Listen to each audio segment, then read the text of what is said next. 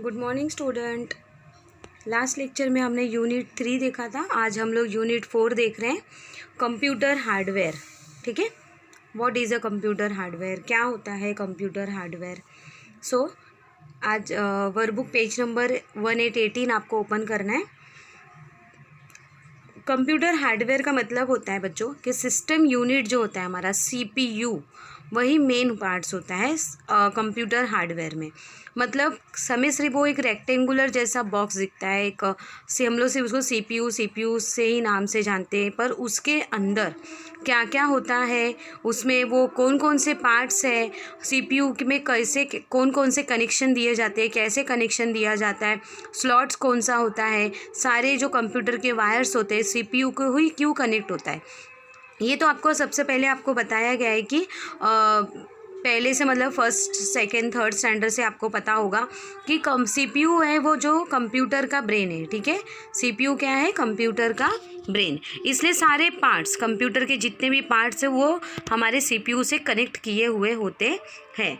उसी तरह the system unit is a rectangular box place on और underneath your desk. Inside this box are many electronic components that process information. The most important of this component is the central processing unit. ठीक है, CPU का full form ही है central processing unit. इस central processing unit के अंदर micro processor होता है, random access memory मतलब मेमोरी होता है, मेमोरी कार्ड होता है, और हार्ड डिस्क होता है, एग्जिस्ट फैन होता है, CPU और अरिथमेटिक और कंट्रोल यूनिट ये भी होते हैं। ठीक है, ये सारे पार्ट्स का CPU के अंदर होता है जो हमें बाहर से दिखाई नहीं देता है। तो ये सारे पार्ट्स कैसे काम करते हैं, इनका क्या काम है, ये सब हम लोग कंप्यूटर हार्डवेयर के लेसन में सीखने वाले हैं। आगे देखते हैं। Extra device which are connected externally or internally to the computer system unit are the peripheral device. They are usually categorized into input devices, output devices and storage devices. इसमें 3 तरह के पार्ट्स होते हैं, इनपुट, आउटपुट एंड स्टोरेज। ये सारे जो मैंने आपको बताया अभी, इनपुट में क्या क्या होता है, कीबोर्ड होता है, माउस होता है, वेबकैम। आउटपुट डिवाइसेस में होते हैं मॉनिटर, प्रिंटर एंड स्पीकर। ये सारी पार्ट्स हमारे CPU से कनेक्टेड रहते हैं। नेक्स्ट है सेकेंडरी स्टोरेज। सेकेंडरी स्टोरेज में क्या आता है, hard disk, CD-ROM, USB memory stick, जैसे कि पेन ड्राइव हमें जिसको बोलते हैं।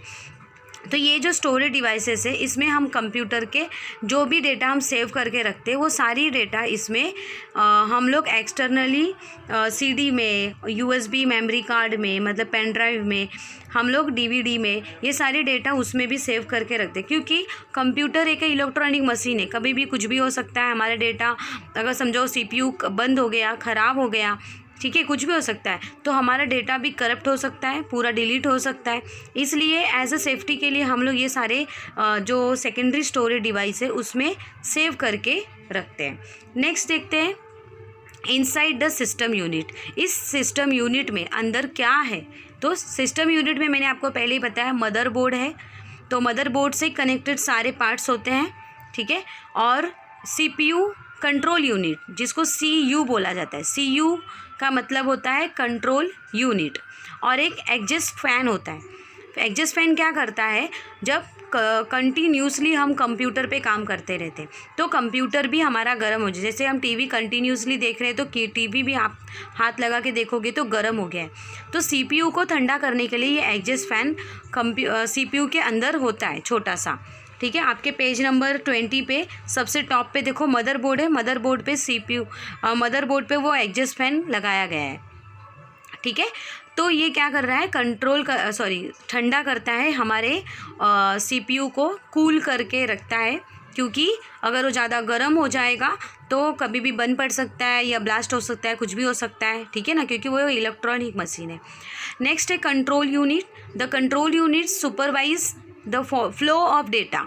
कंट्रोल यूनिट क्या करता है, जो भी डेटा, जो भी रिजल्ट हम कंप्यूटर पे कर रहे हैं, जो भी फंक्शन या एप्लीकेशन ऑपरेट कर रहे हैं, उसको कंट्रोल करने का काम करता है। अरिथमेटिक लॉजिक यूनिट क्या करता है, मैथ्स से रिलेटेड जो भी सम्स, अकाउंट्स का काम कर रहे हैं वो कंट्रोल करने का या देखभाल करने का काम अरिथमेटिक लॉजिक यूनिट करता है। ठीक है, नेक्स्ट देखते हैं, जैसे कि मैंने आपको बताया कि यहाँ पे देखो ये है एग्जिस्ट फैन, दिख रहा है सबसे ऊपर ब्लैक कलर का, ठीक है। नेक्स्ट है रैंडम एक्सेस मेमोरी, रैम जिसको बोलते हैं। रैम का फुल फॉर्म है रैंडम एक्सेस मेमोरी। मैंने आपको बताया कि मदरबोर्ड में ये सारे स्लॉट्स होते हैं, हार्ड डिस्क, हार्ड ड्राइव के लिए, रैंडम एक्सेस मेमोरी के लिए, सब कुछ के लिए स्लॉट बनाया गया है और वहीं पे वो होता है। रैम जैसा आप कंप्यूटर खरीदोगे उसके हिसाब से आपको रैम और रोम की कैपेसिटी मिलती है। मेगाबाइट्स में होता है 1 मिलियन बाइट्स, या गीगाबाइट्स में होगा GB MB। जैसे आपके मोबाइल के में भी मेमोरी कार्ड होता है 8 GB 16 GB 32 GB, वैसे ही कंप्यूटर को ख़रीदते समय भी मेमोरी पूछा जाता है कि इस कंप्यूटर में कितनी मेमोरी है या इसका हार्ड ड्राइव की कैपेसिटी कितनी है, ठीक है। तो उस हिसाब से हम कंप्यूटर या लैपटॉप खरीदते हैं। नेक्स्ट देखो hard drive. The hard drive is the data centre of the computer. जो भी डेटा हम सेव करते हैं वो सबसे पहले रैंडम या रोम या रैम मेमोरी में सेव होता है। उसके बाद जब हम सेव एज करते हैं तो वो परमानेंटली हार्ड ड्राइव में सेव हो जाता है। जब तक आप खुद डिलीट नहीं करोगे तब तक वो हार्ड ड्राइव में से कोई भी डेटा से डिलीट नहीं होता है। और इस हार्ड ड्राइव में कोई भी डेटा एक बार आप सेव कर दो तो लॉन्ग टाइम तक उसमें वो स्टोर रहता है, ठीक है। तो ये है हार्ड ड्राइव का काम। यहाँ पे हमारा लेसन ख़त्म होता है बच्चों। नेक्स्ट देखो क्वेश्चन आंसर्स है। Read the clues below and filling the blanks. It is the main circuit board of the computer. तो इसका आंसर है motherboard. It send power through the cable to the motherboard and the other components. इसका answer है power supply unit, ठीक है। Supply का spelling दिख नहीं रहा है, मैं बोल रही हूँ, आप लोग लिखो SUPPLY, ठीक है।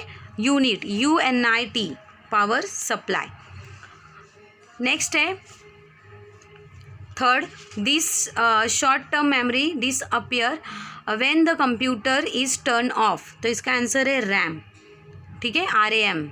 फोर्थ आंसर है it is the data centre of the computer, hard disk. नीचे आपको ऑप्शन भी दिया है, उसमें से स्पेलिंग ठीक से देख कर लिखो। Tick the correct answer. First का आंसर ट्रू, सेकंड का आंसर फॉल्स। उसके बाद है क्वेश्चन मल्टीपल चॉइस। फर्स्ट का आंसर है सिस्टम, सेकंड का इनपुट, थर्ड मदरबोर्ड और फोर्थ का है डेटा। वेरी शॉर्ट आंसर, ठीक से देख के लिखो। क्वेश्चन आपको डिस्प्ले किया है मैंने, ठीक है। कोई भी स्पेलिंग मिस्टेक मत करना। वर्कबुक कंप्लीट करना है आपको, ओके। और जो भी ओरल क्वेश्चन आंसर है वो आपको नोटबुक में कंप्लीट करना है, ठीक है। मिलते हैं नेक्स्ट लेक्चर में। Thank you.